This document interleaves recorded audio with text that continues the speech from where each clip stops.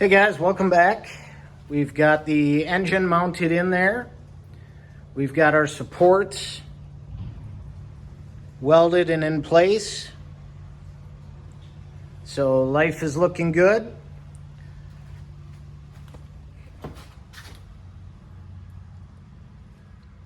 And as you can see, we've got this pulley mounted directly above that pulley for the hydraulic pump. So that's still not hooked up. You can see there's no hydraulic lines. And that pulley's not tight, and it's not even tightened down yet. So we got some work to do there. We've got our wiring debacle to figure out. And we've got to install our drive shaft. Make sure that mounts up to the engine. Can't really get a good shot in there. You can kind of see that black right there is what the drive shaft will hook up to on the motor. And then it hooks up right here on the rear hydraulic pump. So a couple of the other things we got done off camera, added this guy here. And I don't have a shovel handy, so I'll just use this broom as an example. But this way I can carry a shovel with me. So, kind of a little dorky thing, but it'll pay off big time, I think. So, we've got an extension. Back to talking about the wiring. Sorry about the confusion. We've got the hot wire from the starter. And this will run all the way to the starter solenoid. See, one of these runs to the battery, and the other runs down to what would have been the old starter generator, but it's not long enough. So we're gonna rewire that. Got this wire for our lights out front, so that's no big deal. And this wire was connected to our starter generator. When the starter generator would produce power, it would send it back to charge. So in this engine, we've got underneath this flywheel, we've got a stator. It's kind of like an alternator. And this is what supplies power back to charge the engine, charge the battery. So we got to hook these two wires up, hook up our red wire for power, and we should have power. But like I say, first I want to get working on this drive shaft, get that into place. Well, I couldn't help myself. When my buddy Zach stopped, I decided I want to try to get this thing running. Let's see what it sounds like when it turns over and fires up. So I guess here we go.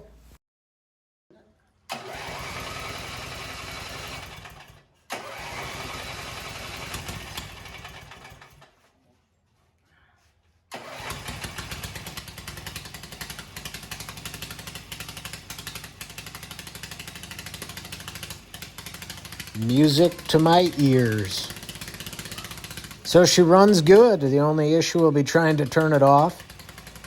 My ignition switch isn't hooked up to anything that kills power to it, so we ended up just shutting off the fuel and letting it die out that way. Okay, so the next thing we're going to be working on is the exhaust. So you can see I've got some slits cut in here, that's so I can bend it, and then I'll weld that up later. So I'm going to start cutting down further so I can bend it further and kind of have my exhaust right about here. And then I'll do the exact same thing on the other side with the other cylinder. Now, as far as engine issues and drivability, we've got our axle adapter, which just screws on. And what happens is, because when the axle sits in there and it tries turning the rear hydraulic pump, that's enough pressure to where that spins off backwards. So there are a couple screw holes next to it here. So we're gonna have to build this plate out bigger and then run bolts into the flywheel to hold it on. So in order to do that, or at least to get it accurate, I suspect I'm going to end up taking the engine out again because it'll be much easier to work on, which is no big deal, and also something you need to think of when you're doing these projects at home. is how many times you're going to be taking it apart and put back together. So we've got the axle issue, the exhaust, and as of right now, I still got to figure out the wiring. It starts. I don't know if it's charging, if the stator in here is actively charging the battery, so I need to hook up a meter to that. And the other issue is the angle of which the drive shaft, so I put in a U-joint here, but the angle in which the drive shaft runs is too steep. It's too this high, the engine's too up high, and I can't lower the engine any lower into the frame because the engine is sitting right on the front axle. So up here, further in the drive shaft, I'm going to put another U-joint. So I'll be running 2 U-joints in this shaft, and that should help me get the angle I want without putting an odd amount of pressure on this here.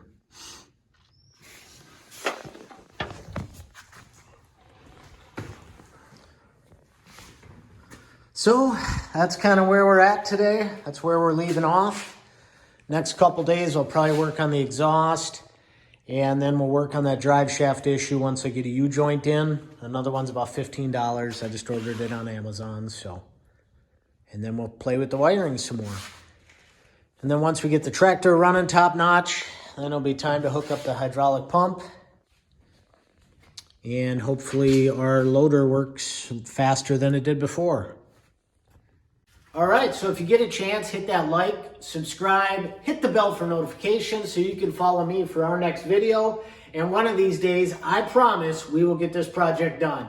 But these at-home projects, when you got a couple hours here and there, they do take a while. It is what it is. Anyway, thanks for tuning in.